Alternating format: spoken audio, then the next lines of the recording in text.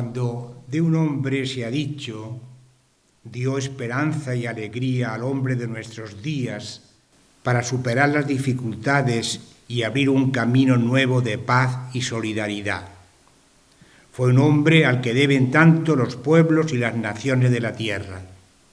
Ha dejado una estela para el futuro de la humanidad. Y quienes han pronunciado tales frases fueron el embajador de Japón en Roma, el presidente del gobierno italiano y el viejo comunista Ingrao.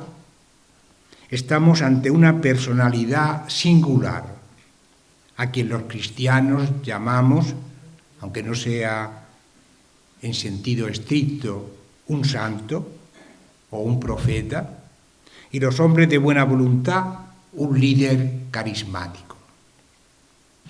No cabe duda que si después de 10 años totalmente apartado del mundo exterior e imposibilitado para la comunicación, la noticia de la muerte del padre Arrupe significó esta conmoción, es que su personalidad, su talante, sus ideas, sus actitudes, pero sobre todo su corazón, habían conectado con lo más profundo del hombre de nuestro tiempo.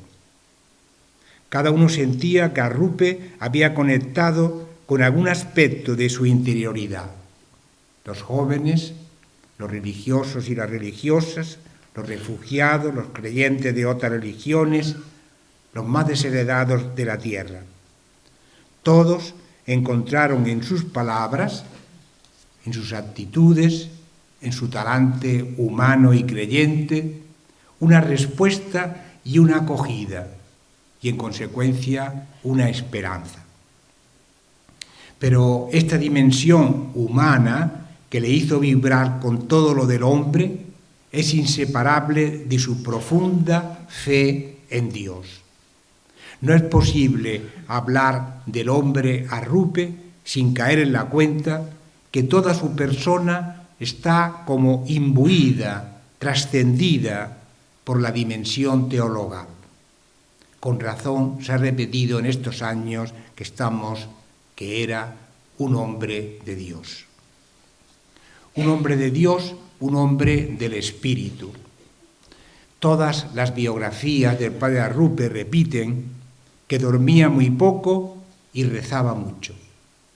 A pesar de su apretada agenda, siempre encontraba tiempo para orar largamente en aquella pequeña capilla privada, su pequeña, grande catedral, como a él le gustaba decir. Pero no era hombre de Dios solo porque rezaba mucho, sino porque razonaba y decidía con categorías de Dios. Pensaba, hablaba, actuaba desde una perspectiva divina. Había interiorizado esa oración preparatoria de las meditaciones de ejercicios espirituales para que todas mis intenciones, acciones y operaciones sean puramente ordenadas en servicio y alabanza de su divina majestad. Como buen discípulo de Ignacio, Dios era lo absoluto de su vida. Lo demás era relativo.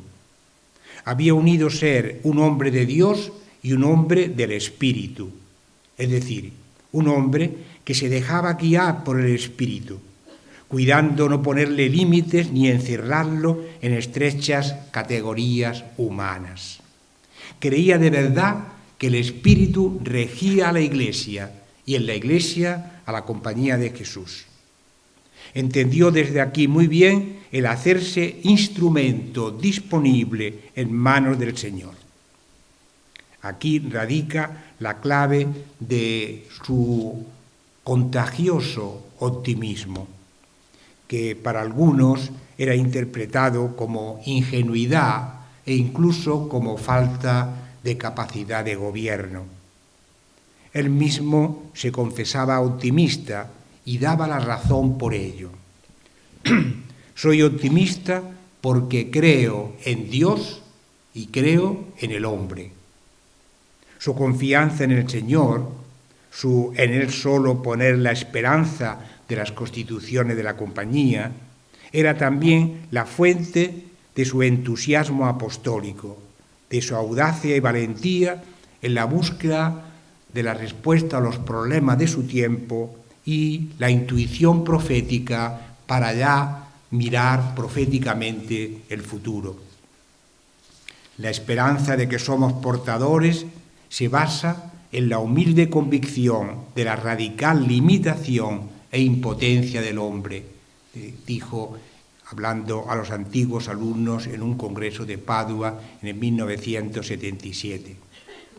El padre Kollenbach, en ocasión de la celebración en Deusto del centenario de su nacimiento, trae unas palabras de Arrupe que no indica dónde están tomadas, en las que Arrupe afirmaba que si bien no se puede exigir a todos el mismo grado de optimismo, sí se nos impone a todos al menos la exigencia de no admitir jamás el pesimismo.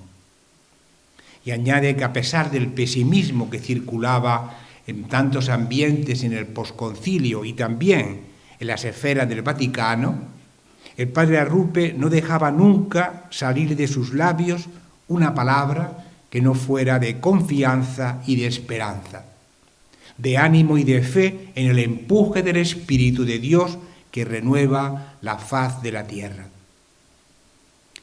Envuelto en el misterio de Dios.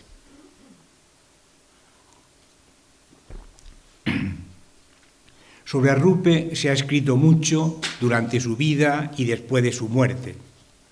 Se ha escrito una historia de hechos, iniciativas y decisiones, acciones visibles e evaluables desde diversas perspectivas y criterios. Sin embargo, hay una vida interior simultánea a toda esta historia, en la que hay que bucear, porque en ella encontraremos la clave para interpretarla y la motivación para comprenderla.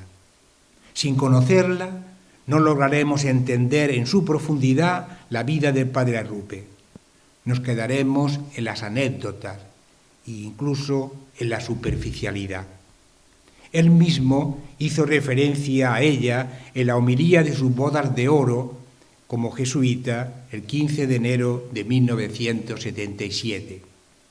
Decía: al oír esas historias personales, se percibe que hay en ellas algo que no se dice, porque no se puede decir. Es un secreto personal que ni uno mismo a veces alcanza a percibir completamente. Y continúa: esa parte oscura, oculta o semioculta, incluso para nosotros mismos, es la verdaderamente interesante. Y da la razón.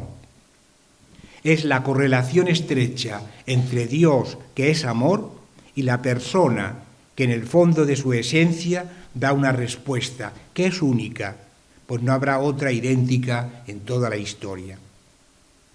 Es la historia del misterio de amor personal e intransferible de Dios a cada uno de nosotros, y el misterio de la vida interior de cada persona como respuesta a ese amor. Sobre esta vida interior de Arrupe se ha escrito y hablado muy poco. Y sin embargo se hace necesario explorarla y mostrarla porque, como acabo de repetir en sus palabras, es la verdaderamente interesante. Y porque sin ella no es posible comprender muchas de sus actuaciones y se corre el riesgo de perder el sentido más auténtico de su vida y de su obra. Se trata de adentrarse en esta vida interior a través de sus escritos íntimos, de los más personales y espontáneos, para no hablar de ella simplemente deduciendo unas notas de la pura observación de su actuar. Con toda sencillez y espontaneidad compartía con sus hermanos jesuitas en el Jesús, con ocasión de sus bodas de oro, a lo largo de estos 50 años de vida, con sus variadas experiencias, insensiblemente se han desarrollado y crecido algunos amores especiales, con las características propias de todo amor. Cuanto más se sufre, más se inflaman. Estos amores del padre Arrupe eran Jesucristo, la Iglesia, la compañía. Jesucristo, el todo de su vida. Recuerdo que, siendo yo estudiante jesuita en el Jesús de Roma, escuché la RAI una entrevista al padre Arrupe. Una de las preguntas del entrevistador fue: para usted, ¿quién es Jesucristo? El padre Arrupe se quedó unos instantes en silencio, como entrando en el hondón de su alma, y respondió una sola palabra: todo. Y agregó: quitad de mí a Jesús, quitad de mi vida a Jesucristo, y toda ella se desmoronará como un castillo de naipes. Y es que si hay una pasión evidente en la vida del padre Arrupe, es la pasión por Jesucristo.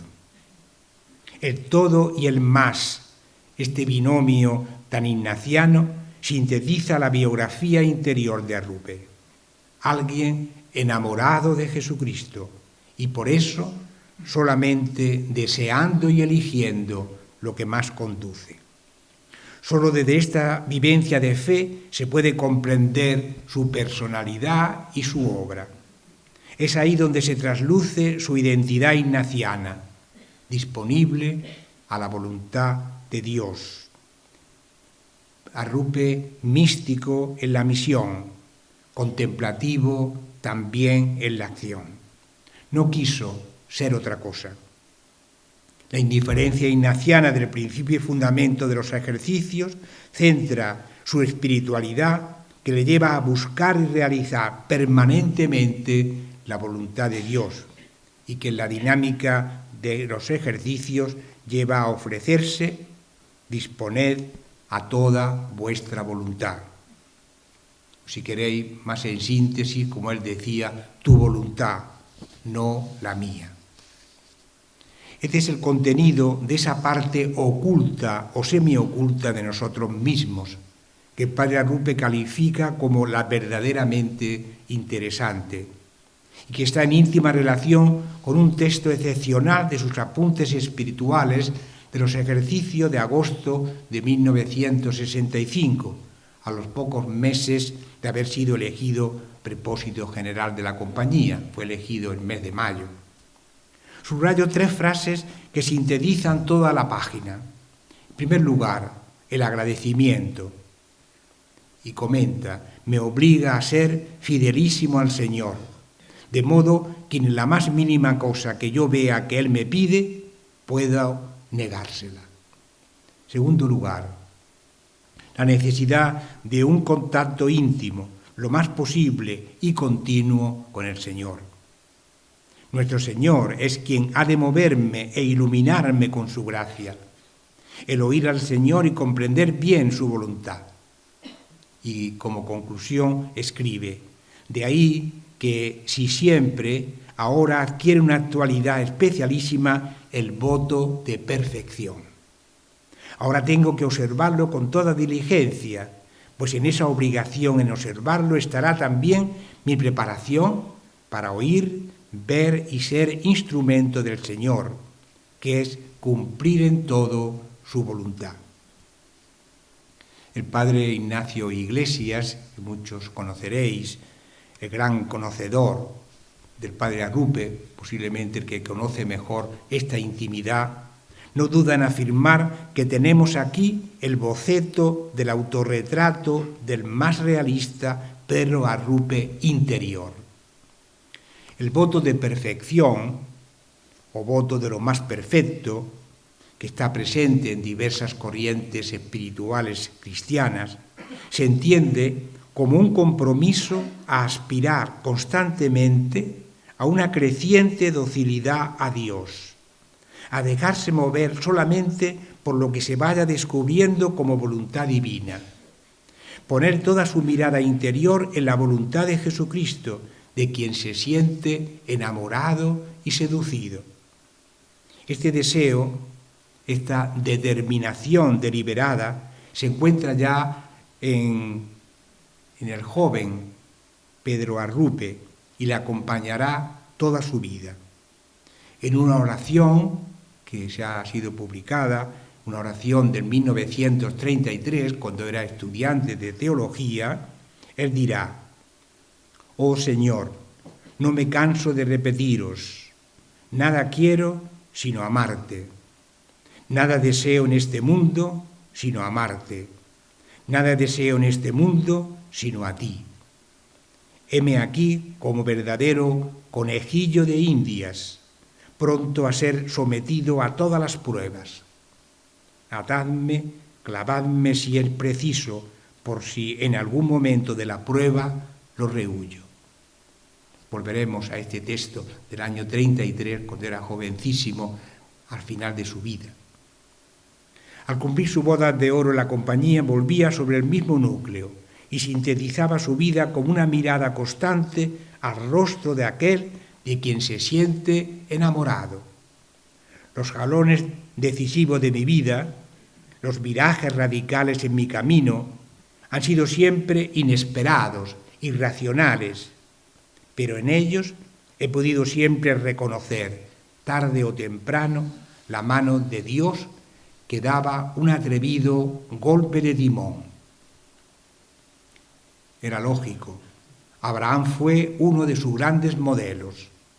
En él reconocía una llamada, una irrupción de Dios, un destino impreciso, pero siempre una respuesta decidida a recorrer un camino inesperado, sostenido solo por la confianza en la palabra de Dios.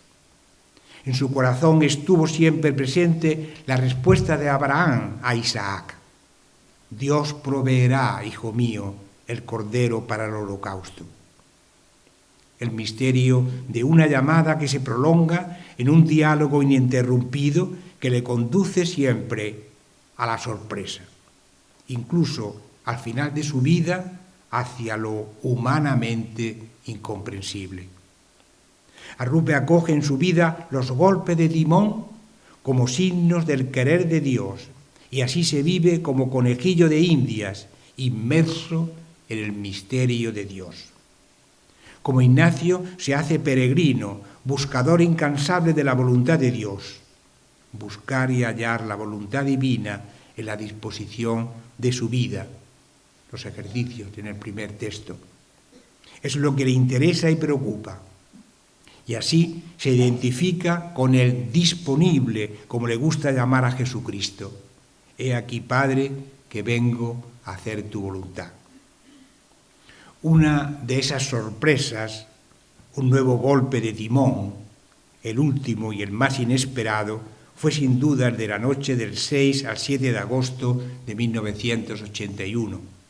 Una trombosis cerebral que le obligará a dimitir como general de la compañía y le conducirá hasta el final de su vida en un peregrinar de casi 10 años en el silencio misterioso de Dios, donde solo existía el «no mi voluntad, sino la tuya».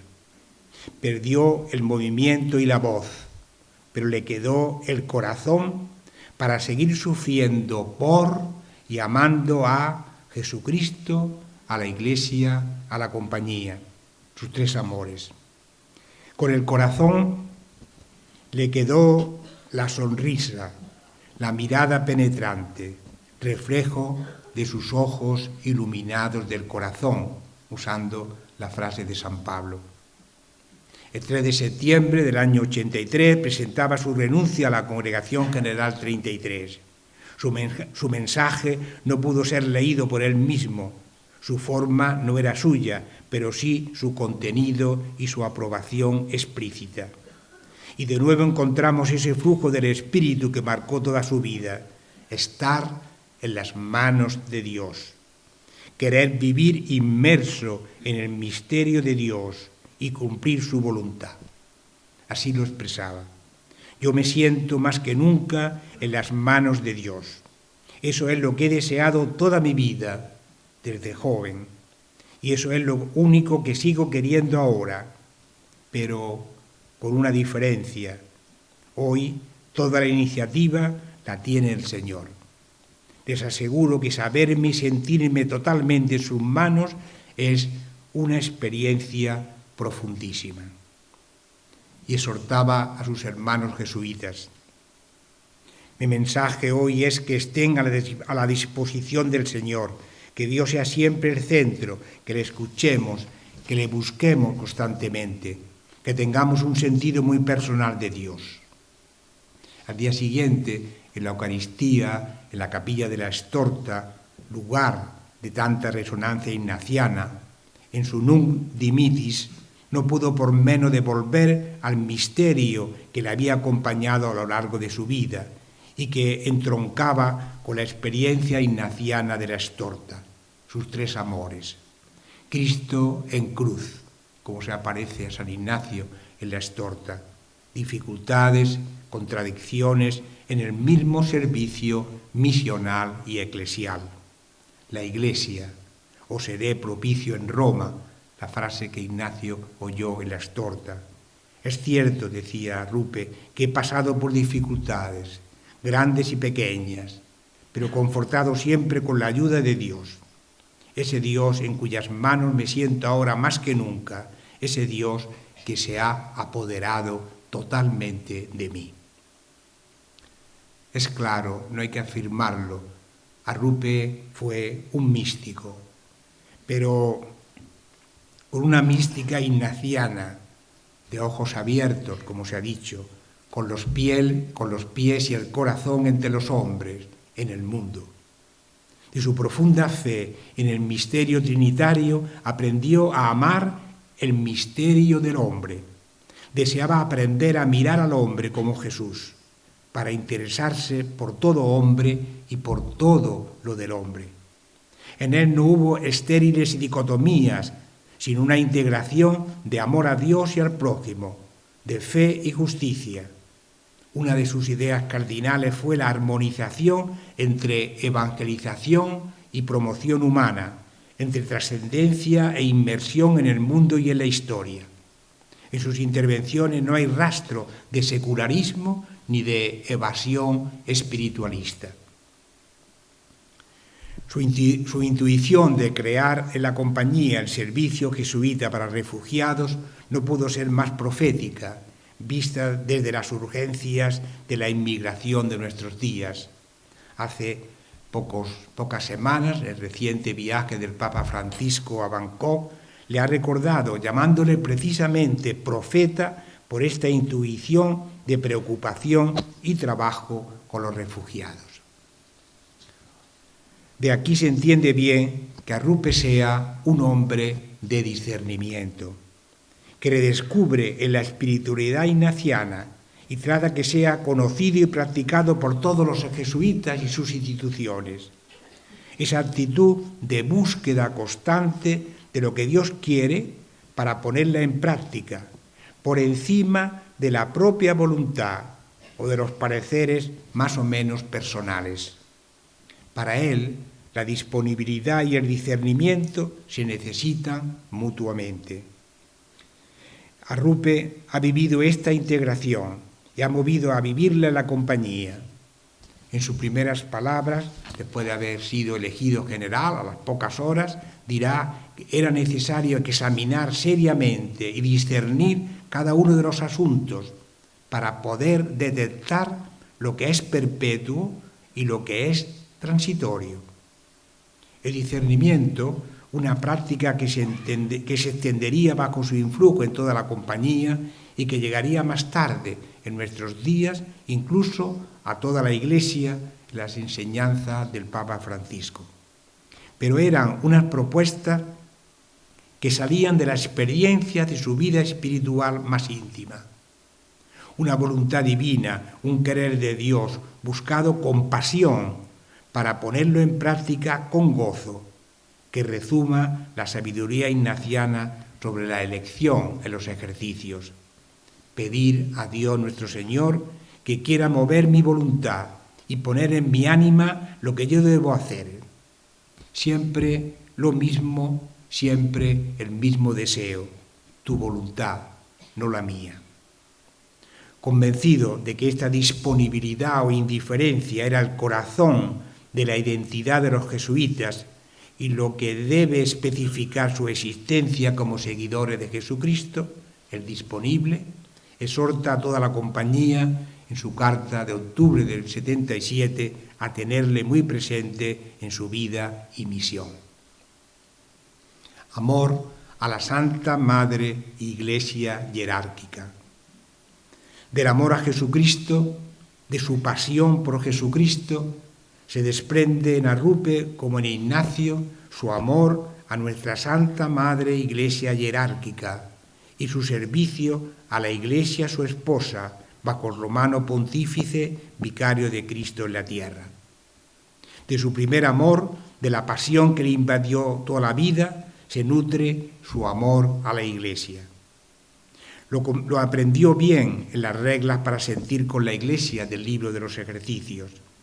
Entre Cristo nuestro Señor esposo y la Iglesia su esposa, es el mismo Espíritu que nos gobierna y rige para la salud de nuestras ánimas. No está ausente en esta confluencia de amores el contenido de su voto de perfección al que he aludido antes, el deseo de que la voluntad de Dios sea la que rija siempre su vida y su actuación. Efectivamente, el cuarto voto de la Compañía de Obediencia al Papa, principio y principal fundamento, síntesis de su identidad y expresión de su carisma, tiene como uno de sus principales objetivos precisamente una más cierta dirección del Espíritu Santo. Se puede entender muy bien que Arrupe se sintiera muy a gusto viviendo este cuarto voto, pues le ofrece la posibilidad de vivir el deseo esencial de su vida, cumplir la voluntad del Padre, acertar en el discernimiento y sentirse disponible para ser enviado a donde se espera el mayor servicio. En definitiva, el compromiso de buscar siempre lo que el Señor quiera y realizarlo con diligencia, acogiendo los golpes de timón, la sorpresa del misterio de Dios, dejándose y ofreciéndose a ser conejillo de Indias. El padre Arrupe escribió y habló en repetidas ocasiones sobre la fidelidad de la compañía y de cada jesuita a la persona del romano pontífice, expresando su convencimiento de que en ella se contiene algo esencial al carisma de la compañía. Una de sus intervenciones más importantes en este aspecto fue su conferencia en febrero del 78, que se titulaba «Servir solo al Señor y a la Iglesia». Arrupe vincula la fidelidad al Papa con el discernimiento de San Ignacio y sus compañeros precisamente en la fundación de la compañía. Inspiradas palabras, comenta Arrupe, en que Ignacio y sus compañeros consagran literalmente el resultado final de su larga búsqueda de identidad apostólica. Es consciente Arrupe de que está tratando un asunto de crucial importancia para la compañía, en unos momentos de contestación fuera y dentro de la Iglesia.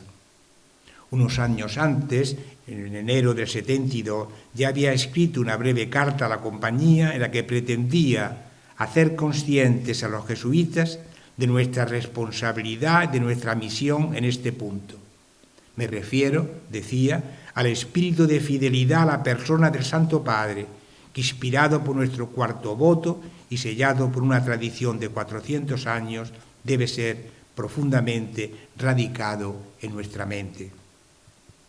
Pero en Arrupe había mucho más que un convencimiento intelectual o la afirmación de un hecho histórico esencialmente relacionado con el carisma de la compañía. En Arrupe había una auténtica devoción personal por la persona de todos los papas con los que tuvo que relacionarse. Siguiendo esta estela, años más tarde, el padre Kolbenbach definía esta devoción como componente del cuarto voto. Se intenta a veces, decía Kolbenbach, reducir la obediencia especial al Santo Padre solo a las misiones. Así podría ser canónicamente, pero ¿cómo realizar efectivamente nuestra misión si afectivamente nuestro corazón no está allí? Y todavía Benedicto XVI, siguiendo este análisis y esta interpretación de Arrupe, en su discurso a la Congregación General 35, asumía esta misma línea de interpretación. Nos invitaba a reflexionar para recuperar el sentido más pleno de este cuarto voto, que implica amar y servir al vicario de Cristo en la tierra, con la devoción efectiva y afectiva. Arrupe amó con devoción efectiva y afectiva al vicario de Cristo, que lo mostró a veces con gestos que algunos juzgaban como ingenuos. Bajar cada domingo a la puerta de la curia para ver pasar al Papa que iba en coche a visitar alguna parroquia romana. Para él no era una ingenuidad ni un formalismo. Bajaba para saludar al vicario de Cristo. Era una auténtica devoción ignaciana. El padre Ignacio Iglesias, al que he citado antes, nos contó en la Navidad del año 2006, en una conferencia sobre el padre Arrupe que voy conociendo, que Arrupe tenía encargado al hermano de la portería que le avisara en cuanto advirtiera que iba a pasar el Papa, en coche.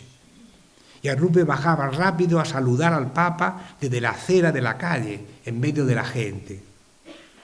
Era un segundo, nada más. Ignacio Iglesias dice, la acompañé con otros bastantes veces, pero algunas veces Arrupe estaba solo. Un día, comenta Iglesias, al regresar con él en el ascensor, me atreví a sugerirle, medio en broma, que ¿por qué bajar todos los domingos? No le gustó. Bajó los ojos y siguió a su habitación. A Arrupe le dolió sin duda mi palabra, dice Iglesias. A mí, concluye, me hizo bien ciertamente su silencio. Profeta de la renovación conciliar. Arrupe se incorporó tarde al concilio y ciertamente no se puede decir que fuera un protagonista del Vaticano II. Fue elegido poco antes de que el concilio entrara en su cuarta y última fase, en el otoño del 65, que terminó el concilio. Sin embargo, sí ha sido reconocido como una figura clave del posconcilio. Ayudó a impulsar vigorosamente la vida de la Iglesia. Su preocupación fue siempre la evangelización y la renovación interior de la Iglesia, pero en particular de la vida religiosa. Su amor a la Iglesia y su fidelidad al concilio le empujó a esta entrega entusiasta por la renovación de la vida religiosa y evidentemente de la misma compañía. Siguiendo el ejemplo de la Iglesia en el concilio ecuménico, debemos proponernos las cuestiones con sinceridad y ponderación, dijo nada más de ser elegido. Como presidente de la Unión de Superiores Generales, participó en sínodos que prolongaron el concilio, así como en las conferencias de Medellín y de Puebla del episcopado latinoamericano. Le tocó vivir los tiempos difíciles de los primeros años del posconcilio. Tuvo que gestionar tensiones no fáciles, tensiones entre la fidelidad y la creatividad, el carisma y la institución, las estructuras y la libertad, la tradición que vuelve sus ojos atrás y la profecía que mira al futuro. Posiblemente aquí se centra el esfuerzo fundamental de su generalato, cómo resolver en la compañía la tensión latente entre las dos directrices del concilio, retornar a las fuentes y adaptación a los nuevos tiempos. El padre Kolbenbach le presentó en la Universidad de Deusto, en el centenario de su nacimiento, como he citado, como profeta de la renovación conciliar. Y en un dibujo magistral, Kolbenbach subraya que la actitud del padre Arrupe con respecto a la novedad del concilio no era ni de derechas ni de izquierdas. No se encuentra ni en el mantenimiento del pasado ni en la obsesión del presente, sino en el futuro, en el porvenir, un profeta. No es el liquidador del patrimonio espiritual ignaciano, como algunos han querido maliciosamente achacarle, sino un místico y un profeta para nuestro siglo, capaz de escrutar los signos de los tiempos y abandonarse a la escucha del Espíritu, como escribió su sucesor, el padre Kolbenbach. El último tramo de su peregrinar, el drama de Arrupe. Arrupe, profeta de la renovación conciliar, y como todo profeta, no fue bien interpretado ni dentro ni fuera de la compañía. Su aplicación del concilio lo vivirá intensamente, pero gracias al discernimiento orante, practicado en la Iglesia, con la Iglesia y por la Iglesia. Detrás de la letra de los documentos conciliares reconoce siempre la revelación del Espíritu que lo hace todo nuevo. Y quiso llevar a la compañía a sentir con la Iglesia del Concilio Vaticano, como había sido la compañía primitiva con el Concilio de Trento. Aunque este sentir con la Iglesia del Concilio no tuvo lugar sin incertidumbres y sin dificultades. Me atrevo a afirmar que cuanto Arrupe hizo y dijo, también cuanto sufrió, tuvo su motivación en el deseo de servir solo al Señor y a su Iglesia, su esposa, bajo el romano pontífice, vicario de Cristo en la tierra. Y así mostraba su identidad de jesuita, la identidad de un discípulo del maestro Ignacio. En este amor y servicio se engarza el drama del último tramo de la vida del peregrino Arrupe, y en él se concentran sus tres amores: Jesucristo, la Iglesia, su vocación a la compañía. Repito aquí lo que recordé al inicio con ocasión de sus bodas de oro de jesuita en la homilía del Jesús. A lo largo de estos 50 años de mi vida, con sus variadas experiencias, insensiblemente se han desarrollado y crecido algunos amores especiales, con la característica propia de todo amor. Cuanto más se sufre, más se ama.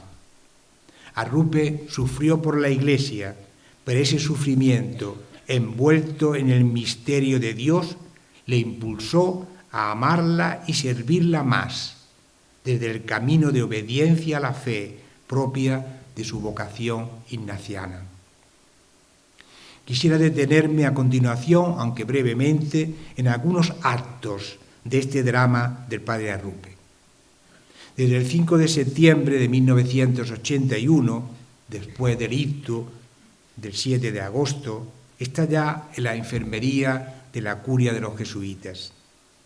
El 6 de octubre de ese mismo año, el Papa San Juan Pablo II tomaba la decisión de nombrar al padre Paolo Dezza su delegado para con la compañía y al padre Giuseppe Pitao su ayudante. La carta fue leída al padre Arrupe en la enfermería por el cardenal Casaroli, secretario de Estado, sin ningún testigo, con la excepción del fiel enfermero, el hermano Banderas.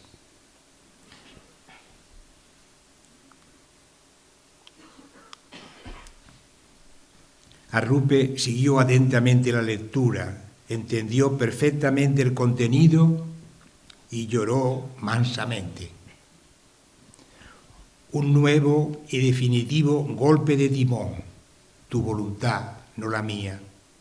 Le vendría al corazón su oblación de mayor estima y momento de los ejercicios.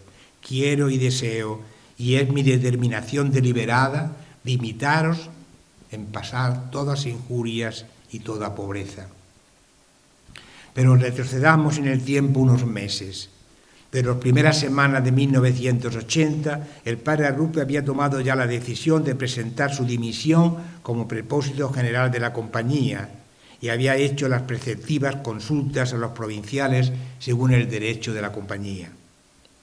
Finalmente, se lo había comunicado al Papa el 18 de abril del año 80. El Papa no acepta la dimisión ni, en consecuencia, la convocatoria de la Congregación General, porque no la consideraba oportuna para el bien de la Iglesia y de la Compañía. El 3 de julio se comunicaba a todos los jesuitas esta decisión. Arrupe continúa su incansable actividad viajando a Cuba, Estados Unidos, Portugal, Verdú y Manresa en España. Y en agosto decide hacer sus ejercicios espirituales. Hacía 15 años de sus primeros ejercicios como general.